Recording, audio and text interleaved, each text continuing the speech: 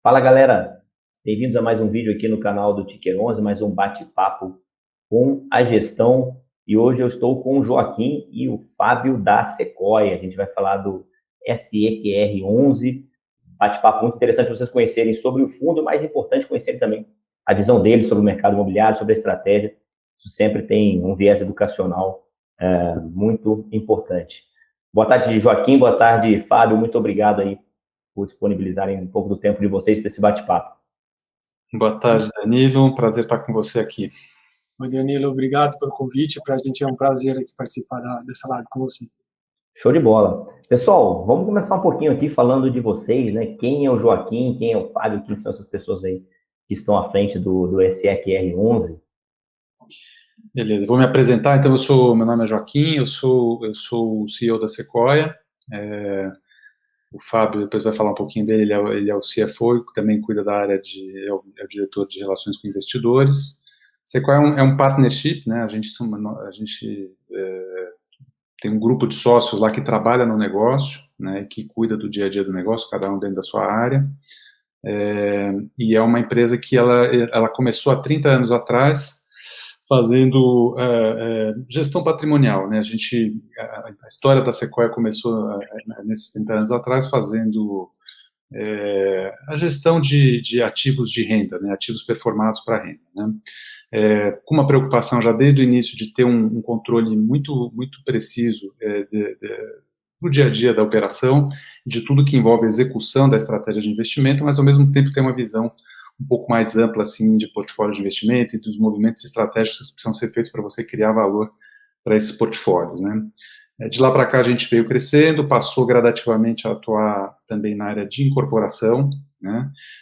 Num primeiro momento como investidor, depois com a mesma cabeça de você ter o controle das coisas que são importantes ali para entregar o resultado, a gente verticalizou também essa área de incorporação. Hoje a gente tem dentro da Sequoia uma área de incorporação full service, e mais recentemente a gente começou a nos aproximar do mercado de capitais e criamos essa área de gestão de fundos. A gente é uma gestora CVM, né?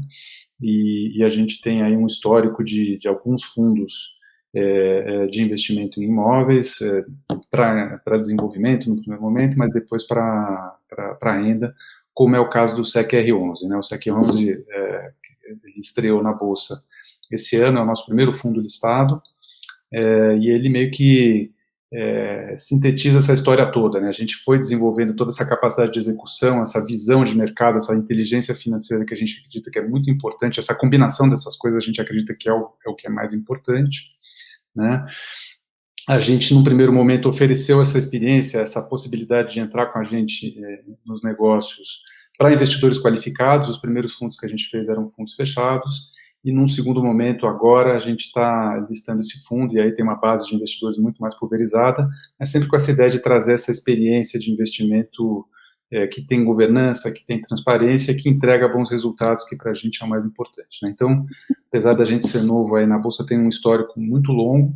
A gente não é uma gestora como outras gestoras que vêm do mercado financeiro, a gente vem do mercado imobiliário e acessou o mercado de capitais. A gente acha muito importante essa combinação, tem um ganha-ganha que a gente acha que é muito interessante nessa combinação de mercado imobiliário e mercado financeiro. Então a gente procura se posicionar de uma forma a poder entregar um resultado, seja pela visão que a gente tem, seja pela capacidade de execução granular mesmo. Então, acho que se a gente puder resumir aí o que é a Sequoia, é essa combinação de ter uma visão 360 graus assim, do mercado imobiliário, do mercado de capitais, né, enfim, no que ele se relaciona com o mercado imobiliário, e ao mesmo tempo ter essa experiência granular, assim, de cuidar do dia a dia dos imóveis, de cuidar do dia a dia dos investimentos no detalhe, né? Então é mais ou menos isso. Não sei se você quer complementar aí, Fábio. Não, acho que você falou tudo. A única coisa que eu complementaria, já também aproveitando aí o ponto para me apresentar um pouco, a gente é uma equipe, como o Juca falou, é uma partnership, somos aí um grupo de sócios, e dentre outras pessoas, mas é uma equipe bastante multidisciplinar, né? Então, além de a gente ser bem verticalizado, e acho que uma das razões que nos permite ser tão verticalizado é que a gente tem várias competências reunidas aqui no nosso time. Então, sou administrador com uma experiência mais focada na área financeira, o Joaquim é arquiteto, com uma experiência super extensa no mercado imobiliário, o André, nosso outro sócio, que foi fundador da Sequoia, inclusive, ele é advogado, temos outro sócio com um viés muito mais comercial, quer dizer, enfim, assim, a gente tem uma equipe muito complementar que nos permite aí entregar esse serviço tão vertical, como o Joaquim mencionou. Oh, show de bola. Então, vamos falar um pouco do fundo. Vocês falaram que tem experiência com incorporação e o Sequoia é um fundo de renda, certo? Vocês têm interesse em fazer desenvolvimento imobiliário dentro do Sequoia, dentro do SEQR11, né? Não, nesse fundo não. Assim, a gente exerce atividades de desenvolvimento imobiliário, inclusive através de outros fundos que a gente já originou com essa finalidade específica, mas a gente acredita que não é uma boa mistura renda com desenvolvimento, não porque são produtos incompatíveis, mas porque talvez são investidores com perfis diferentes, né? Então, o investidor que busca renda, ele tem um perfil de risco que ele está disposto a assumir e um perfil de retorno de rendimentos mensais que ele espera.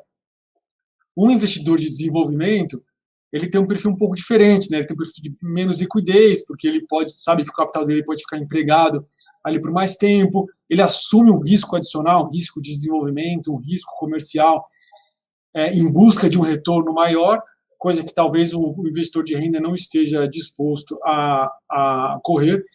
Então, a gente acredita muito em diversificação, a gente vai falar sobre isso, como falar sobre isso. Mas acho que misturar produtos com perfis muito diferentes, eu acho que a gente acaba errando o investidor. Assim, a gente não acha aquele investidor que estaria disposto a ter uma exposição a ambos os produtos.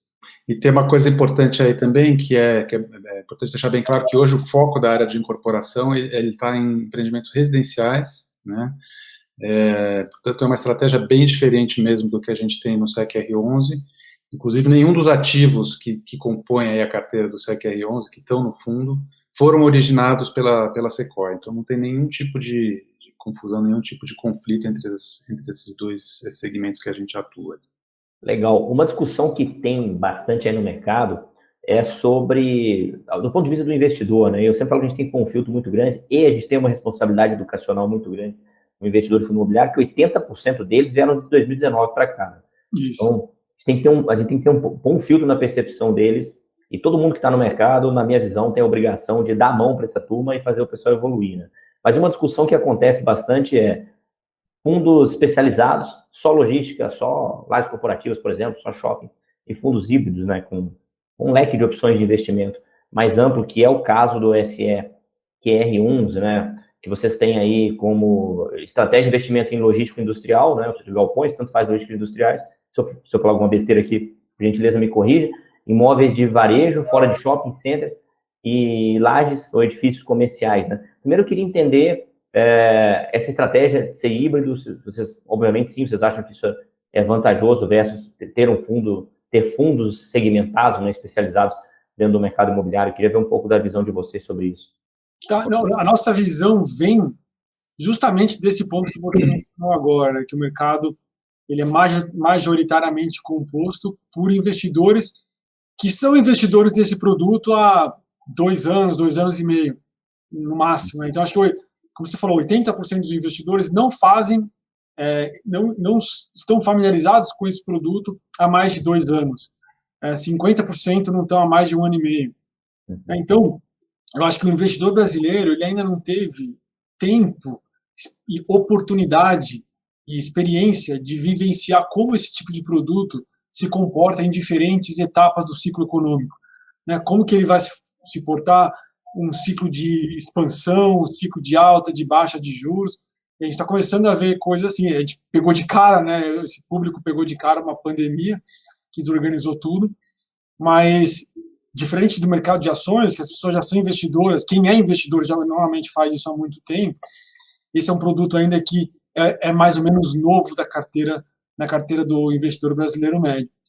Então, por causa disso, a gente ainda acha que a gente tem um serviço adicional a agregar na nossa gestão de fundos, né? Então, esse serviço a gente faz na forma de diversificação, né? Porque acho que qualquer pessoa que analisa um portfólio, qualquer pessoa que monta, investidor, analista, etc., dificilmente alguém discorda que diversificação é algo positivo na carteira de qualquer um no longo prazo. Né? Qualquer gestor de fundo, qualquer gestor de portfólio, qualquer wealth management vai te falar que diversificação é uma coisa importante. Né? A sua avó te falava já que para você não colocar todos os ovos numa mesma cesta.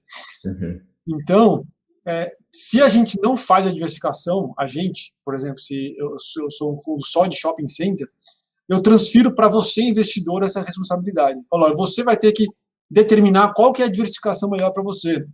Alocar um pouco em shopping, em logística, um pouco em varejo, etc. Só que, de novo, como a maioria dos investidores ainda é novo nesse mercado, quer dizer, não tem essa experiência toda para fazer essa diversificação por conta própria, a gente ainda acha que o gestor tem uma certa responsabilidade em contribuir para isso.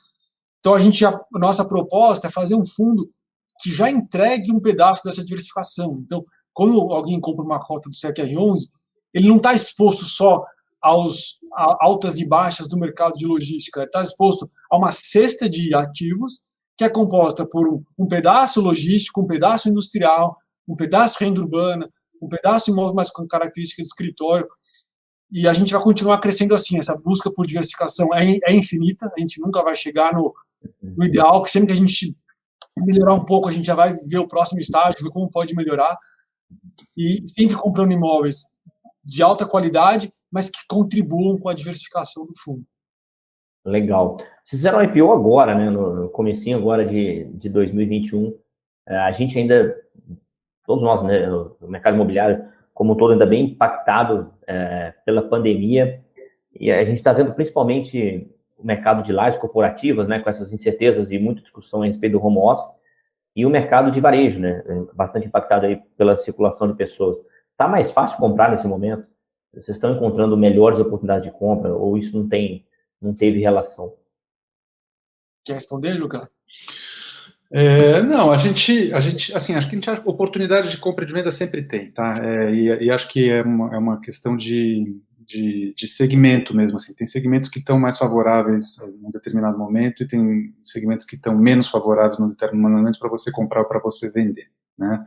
A gente tem um trabalho, assim, até pela capacidade que a gente tem nessa área de incorporação e tudo mais, a gente tem um trabalho de originação muito forte, né, de novos negócios, e a gente está sempre olhando oportunidades ali. Hoje a gente deve ter em torno de 30 negócios ali que a gente está analisando em diferentes estágios, e à medida que esses negócios vão amadurecendo, a gente vai direcionando e vendo se a gente consegue enquadrar nos critérios do fundo, e aí a gente olha não só assim se ele se enquadra, enfim, pelo perfil, pelo mandato que a gente tem dentro do fundo, mas pela rentabilidade que a gente entende que é a rentabilidade que é adequada para aquele ativo lá, para aquele perfil de risco, e que é uma coisa que a gente faz caso a caso através de um modelo proprietário que a gente desenvolveu justamente para isso, assim, né?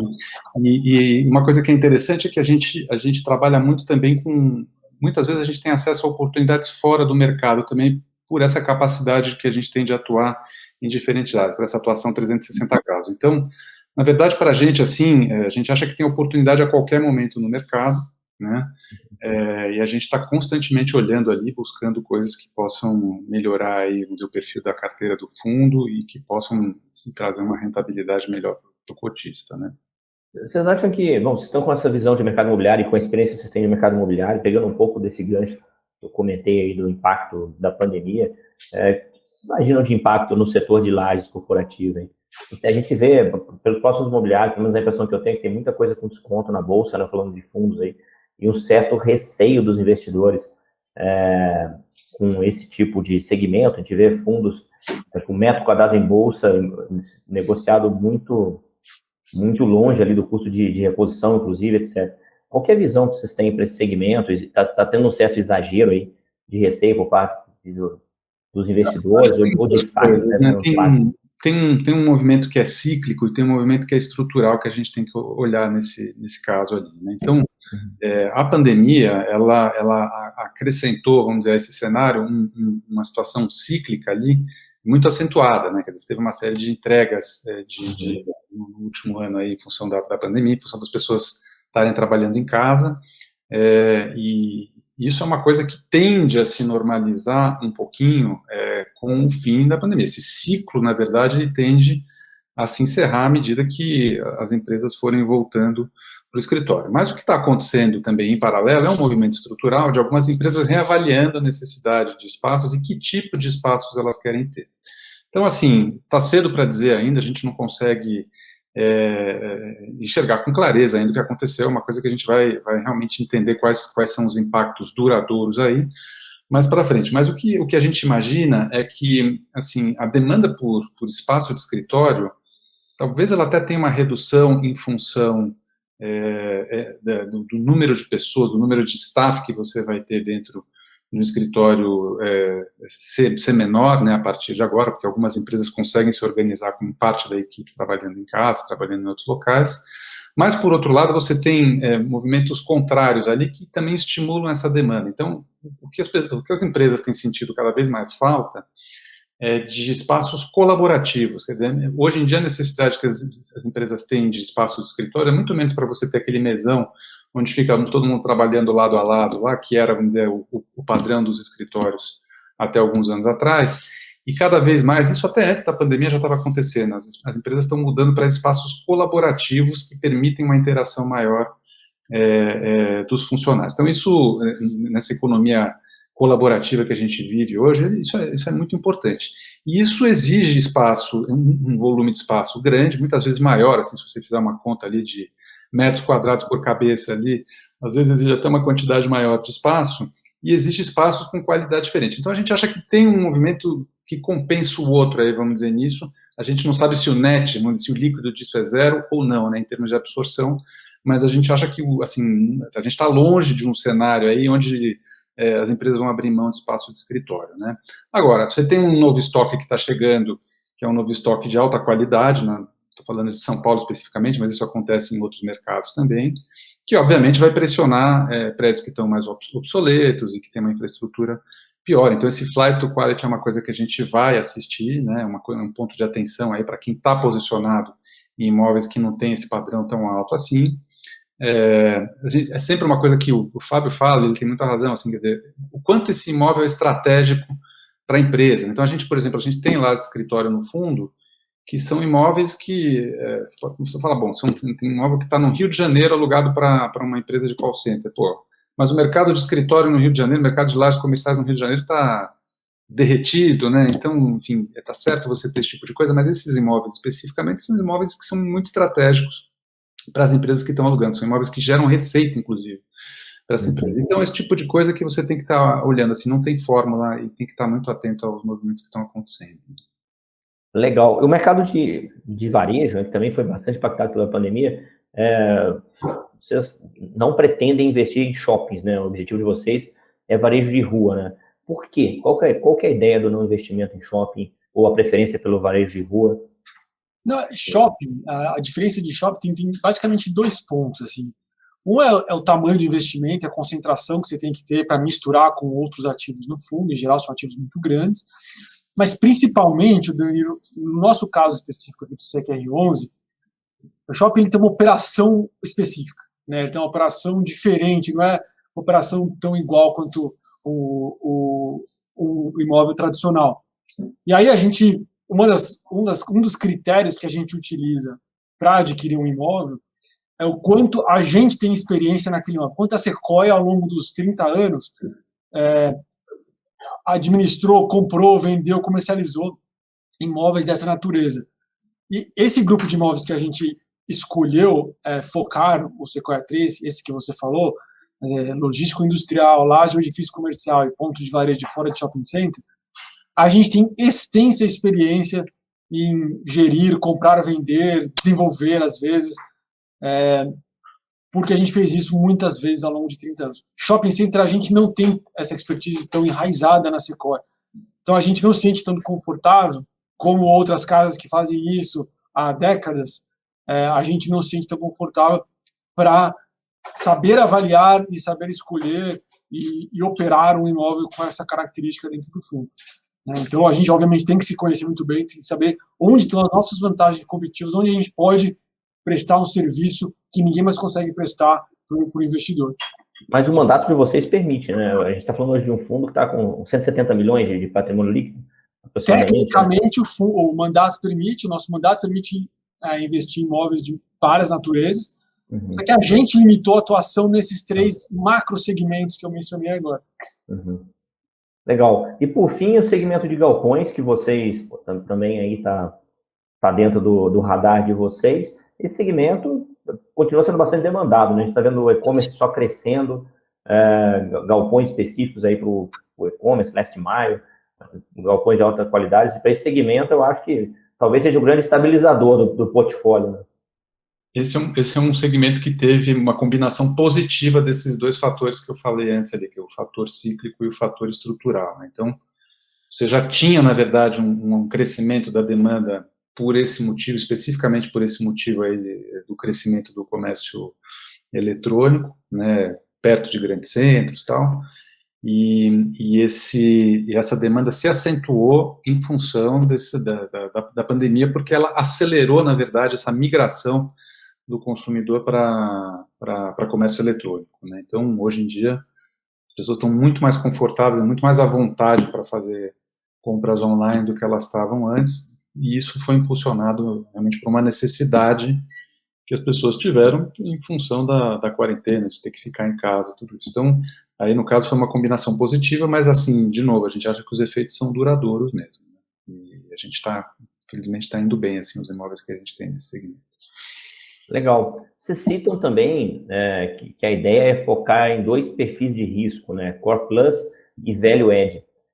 Eu queria que você explicasse um pouquinho o que é cada um desses perfis de risco, o que isso significa exatamente. Vai lá, Fábio, quer explicar? Sim.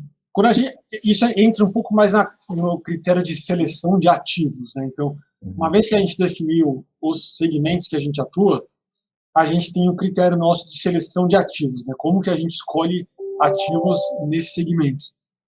E aí, esses 3, quando a gente analisa o perfil de risco-retorno de qualquer ativo, a gente meio que define 4 quadrantes onde é que a gente considera onde os imóveis podem se encaixar. Então, falando dos extremos aqui, no extremo de menor risco-retorno, são aqueles imóveis que a gente chama de core. Esse é aquele imóvel que ele basicamente tira a nota máxima ou quase máxima em todos os atributos, sabe? Ele é o melhor imóvel, nas melhores localizações, com o melhor locatário, com o melhor contrato e assim por diante. Por isso, esses imóveis são muito caros e o retorno que você tem que aceitar para comprar esse imóvel é muito mais baixo. Então, você tem que estar disposto a aceitar um yield baixinho, porque esse imóvel é de um risco muito baixo, um imóvel de altíssima qualidade.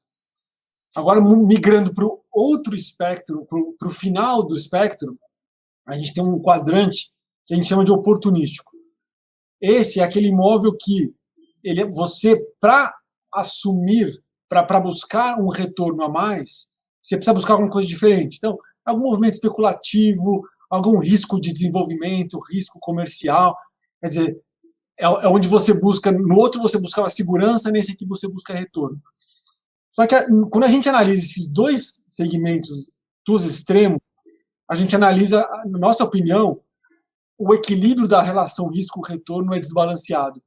Então, no caso dos imóveis core, a gente acha que o retorno é muito baixo, versus, por uma menor que seja o risco, ele é muito baixo. E no lado do oportunístico, a gente acha que esse risco que você precisa assumir para buscar esse retorno a mais, ele é desproporcionalmente mais alto que o retorno que você vai conseguir. Aí, os steps intermediários, logo depois do core, o core plus, né, que a gente chama, que são imóveis que talvez não é aquele melhor imóvel em tudo, mas ele é muito bom ainda. Então, ele não está na melhor avenida, mas ele está ali do lado. Ele não está, ele pode, não precisa ter aquele inquilino que é AAA, mas é um inquilino de baixíssimo risco de default mesmo assim, que você dificilmente vai ter algum problema com ele.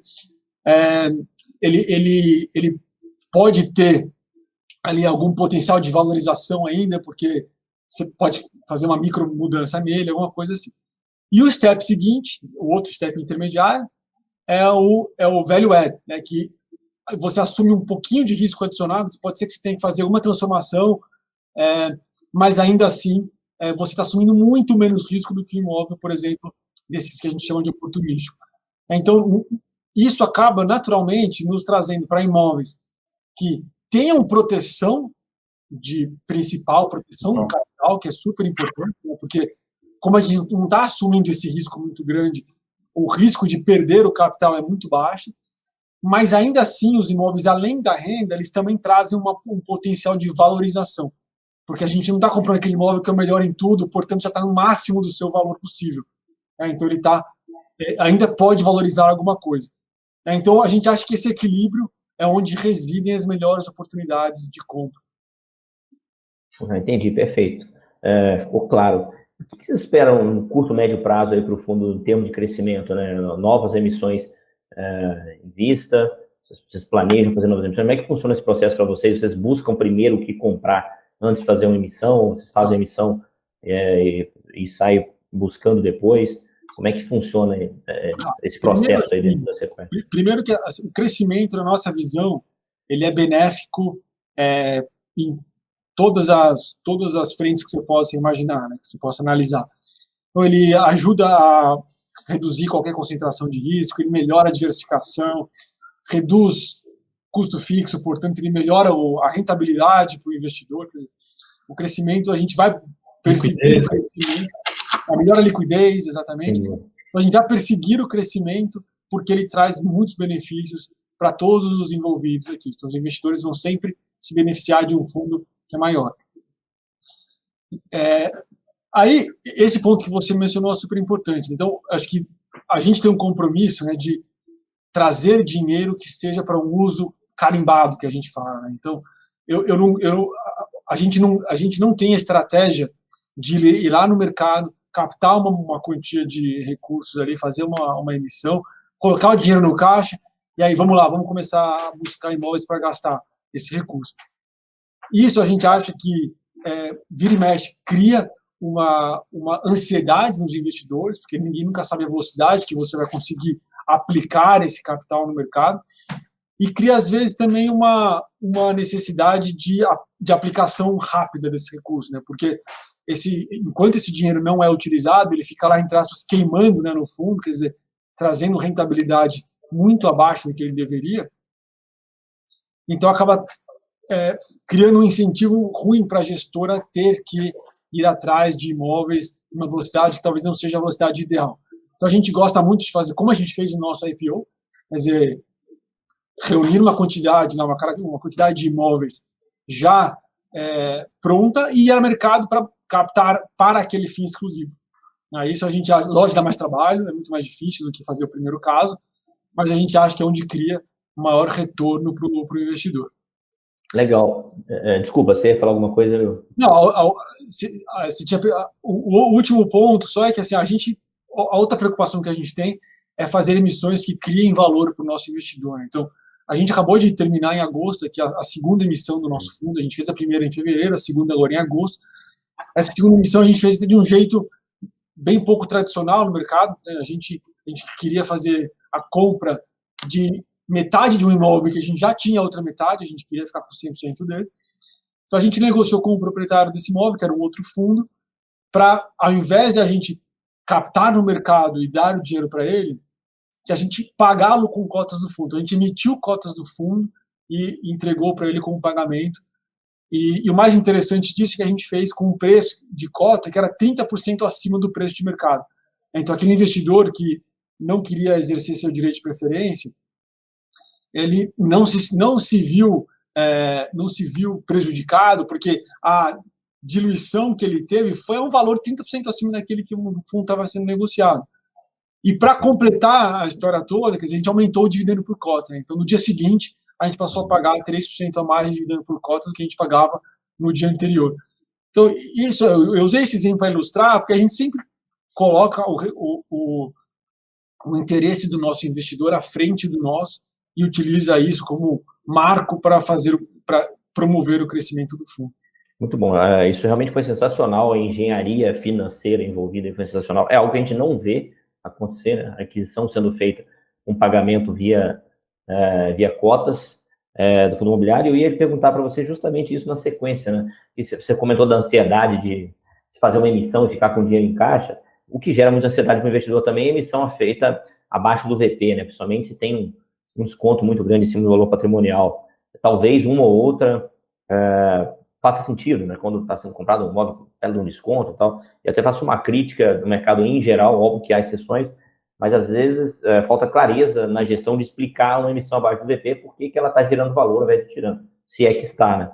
E aí o cotista, se não tem uma explicação clara, não está gerando, né? De parte desse princípio. Então vocês não pretendem ou não visualizam a possibilidade de fazer emissões abaixo do valor patrimonial do fundo? A gente, acho que o mais importante disso, Danilo, é fazer emissões que criem valor para o investidor. Né? Então, eu acho que a métrica de utilizar o valor patrimonial como parâmetro é super válida, porque apesar de ser um número teórico, né, o valor patrimonial é uma referência importante, porque ele é feito através de uma sistemática muito conhecida e provada, mas não necessariamente você precisa fazer no valor patrimonial para criar valor. Então, para mim, assim, na nossa avaliação aqui na Sequoia, a métrica que a gente utiliza para verificar se a gente está criando valor ou não para o investidor essa emissão vai aumentar o dividendo por cota do investidor? Então, aquele investidor que hoje receberia, no nosso caso aqui, 67 centavos por cota, depois dessa emissão ele vai passar a receber 69 centavos por cota, que foi o nosso caso aqui, criou valor para ele. Ele não está preocupado se foi abaixo ou acima do valor patrimonial, porque existe um acréscimo de dividendo para ele. Né? Em finanças, a gente tem um termo que explica isso muito facilmente, que chama accretive, né? É accretive ou dilutive. Quando cria valor é accretive, quando reduz o seu valor é dilute, né? Dilui. E para a gente isso reflete muito bem. Né? Então, o mais importante é no dia seguinte o investidor ele tem que estar contente com a situação que ele está versus a que ele estava um dia antes da emissão. E a métrica que a gente enxerga que é mais importante bom, eu estou recebendo um dividendo maior do que eu recebia antes. Né? Por cota, né? Pela cota que ficou, né, para ele. É um ponto interessante, né? Como em qualquer negócio, o objetivo é melhorar a geração de caixa, né? Líquido no final. E realmente, às vezes, você olhar o VP, por mais que seja válido, é raso, talvez, né? Ele não diz tudo, né? A própria discussão que existe sobre a validade do VP de maneira isolada para valuation, enfim, ela é ampla, mas na prática é o que oficialmente o administrador está dizendo que vale o patrimônio, né? Por isso que às vezes soa estranho. E eu acho que o mais importante do que emissão abaixo acima do VP, quando vier abaixo, ou seja, quando for uma emissão que na visão do gestor vai adicionar valor, que isso fique claro para o cotista, porque se isso não ficar claro, ele vai ter que jogar ou reclamar ou se sentir desconfortável com o que ele tem em mãos. Né? Então... em geral, assim, a referência do valor patrimonial é uma referência importante. Tanto que, quando você faz uma emissão que cria valor, em geral ela é muito próxima do valor patrimonial, ou igual, ou maior, ou abaixo. Mas é difícil que você consiga criar valor com 20% abaixo do valor patrimonial, por exemplo.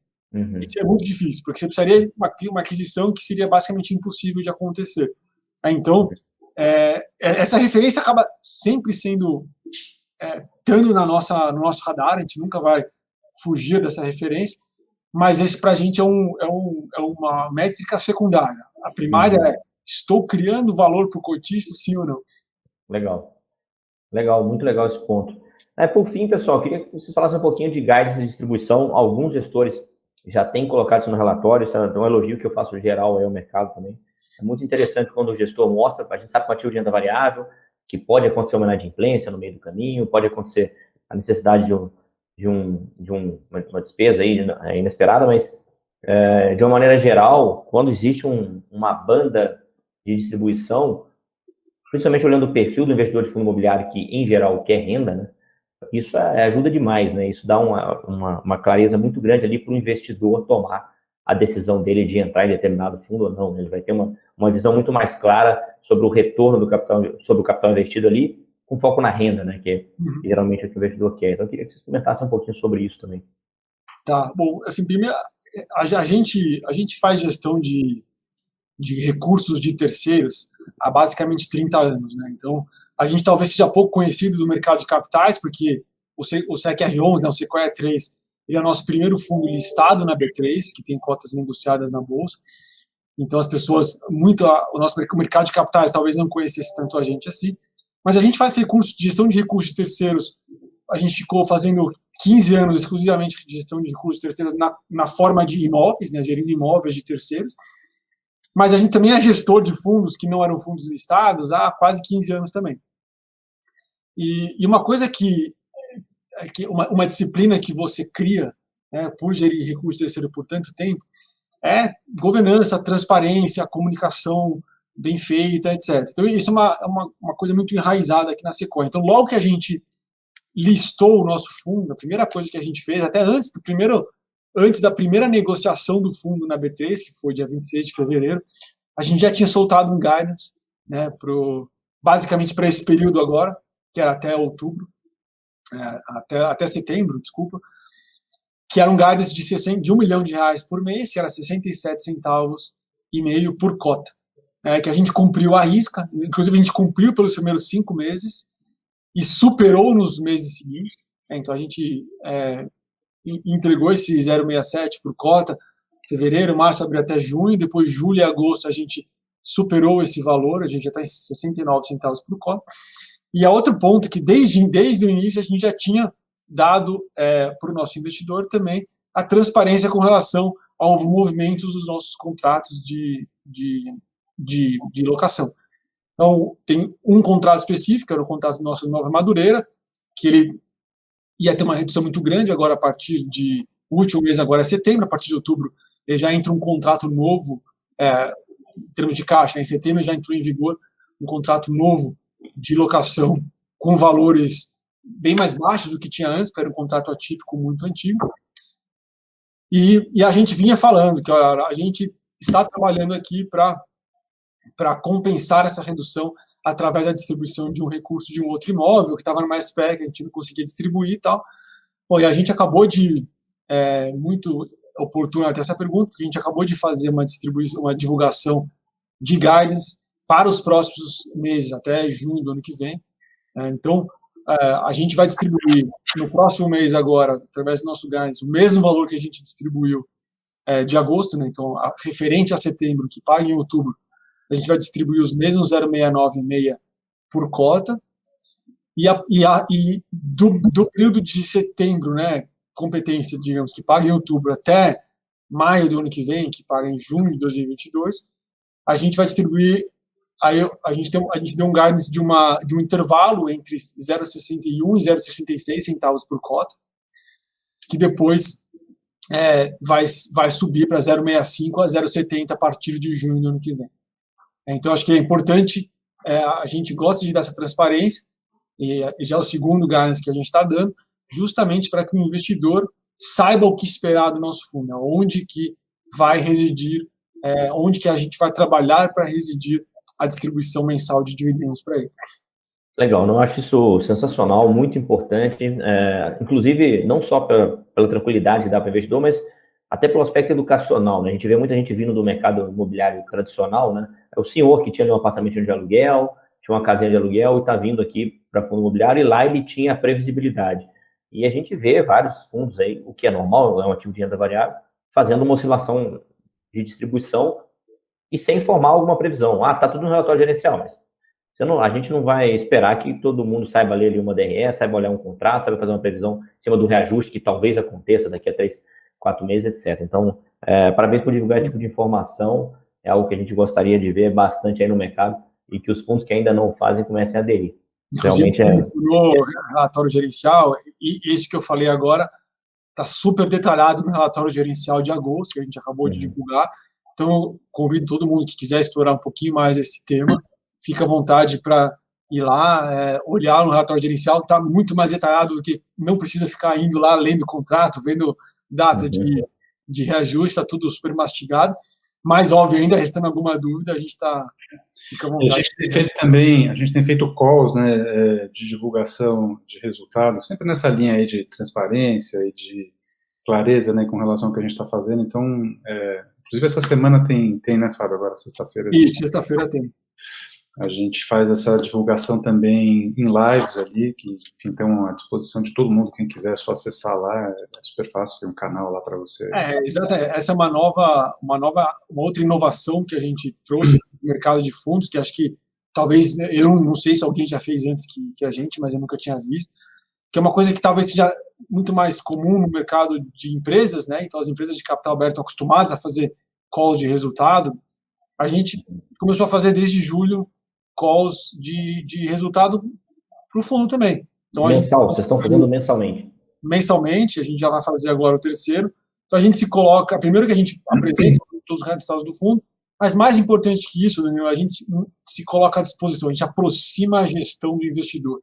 Eu acho que muito investidor ele fica ali um pouco carente de não ter a informação, não ter aquela proximidade, não conseguir se comunicar de uma maneira um pouco mais dinâmica com o gestor, e a gente ali se coloca à disposição, é divulgado ao vivo no YouTube, que todo mundo tem acesso, pode fazer perguntas, a gente responde na hora. Então, isso a gente quer continuar fazendo isso, e até espera que outras casas passem a adotar também para elevar o padrão da indústria. Sem dúvida, sem dúvida. Realmente é algo comum de SAs, tem um outro fundo maior que faz também, mas sem dúvida isso eleva a régua da indústria, melhora o nível de transparência. E, bom, gestor bom dá a cara a tapa mesmo, né? O cara vai lá e tô aqui para ser questionado mesmo. E é isso aí. Pessoal, só agradecer vocês aí pelo bate-papo, Joaquim e Fábio. Eu vou deixar o espaço aberto aqui se vocês quiserem comentar mais alguma coisa, quiserem dar os links aí das redes sociais de vocês também. E foi um prazer bater esse papo com vocês. Espero que a gente faça outros aí. Vamos discutir depois, se vocês fizerem a terceira emissão aí, como é que foi a alocação de recursos, falar do crescimento do fundo. Show de bola. A gente espera estar de volta aqui também para continuar sempre tendo essa interação que para a gente é muito positiva, né? Como você falou, a gente dá a cara a tapa mesmo assim, a gente está aberto a pergunta, não tem pergunta ruim não, a gente está sempre disposto, seja com canais aí por veículos como o teu, Danilo, aliás, parabéns aí pelo trabalho, seja pelas redes sociais, né? A gente está no Instagram, está no YouTube, está no LinkedIn, no Sequoia Properties, é só procurar que vocês vão ver todas as informações lá, tá bom? Então, muito obrigado aí pelo espaço. Aí. Obrigado, Danilo. Se você me permitir, eu queria só terminar com uma mensagem, assim, a gente acha que o investidor, assim, quando ele vai escolher um fundo imobiliário, o cardápio, né, a opção que ele tem é tão grande, já são mais de 350 fundos listados, que a gente acha que os critérios que eles usam, ou talvez deveriam utilizar, são basicamente 4, né? Então, ele tem que olhar a qualidade do gestor, né? Se aquele gestor tem competência, experiência para fazer aquilo que eles propõem.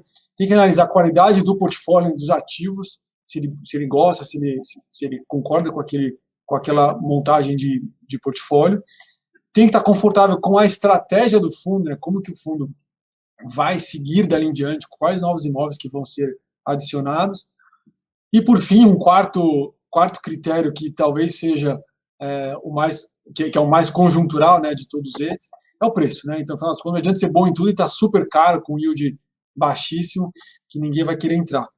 Então, a gente, por tudo que a gente falou aqui, acho que a gente acredita que o nosso fundo esteja super bem posicionado em todos esses, né? Então, a gente tem uma gestora, como a gente falou, que tem 30 anos de experiência, até acho que mais do que a maior parte dos gestores. A gente tem um portfólio super diversificado, uma estratégia claríssima, bem resolvida, né, que sabe muito bem para onde a gente quer ir. E, por fim, em termos de desconto, acho que o fundo está descontado, um desconto muito grande, muito maior do que a grande maioria dos fundos.